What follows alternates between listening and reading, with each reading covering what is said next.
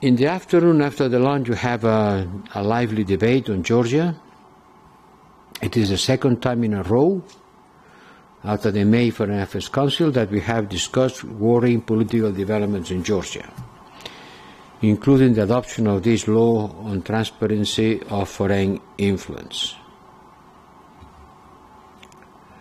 We have to regret that there is a widespread disinformation about the European Union and its values coming from official actors.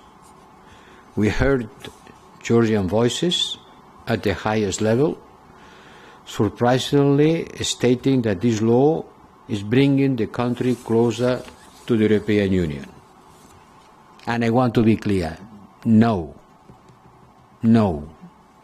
This law and all the negative developments around it are pushing Georgia away from the European Union. I cannot be more clear, more concise.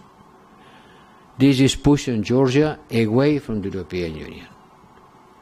And this statement is being supported by 26 out of 27 members. There is not unanimity, but we not need unanimity to make a political evaluation of the situation.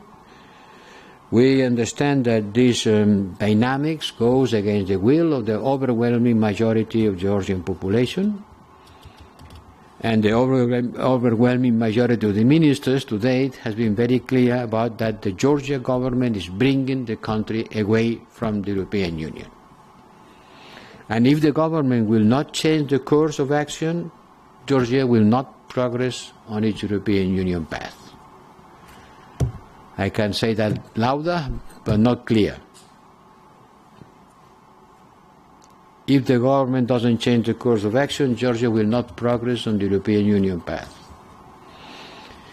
In parallel, we will increase our support to civil society and media. We will counter disinformation and increase support to the electoral process. I distributed an option paper, and we will continue monitoring the situation and adapt our measures as necessary. We will downgrade our political contacts and reaching out with Georgia.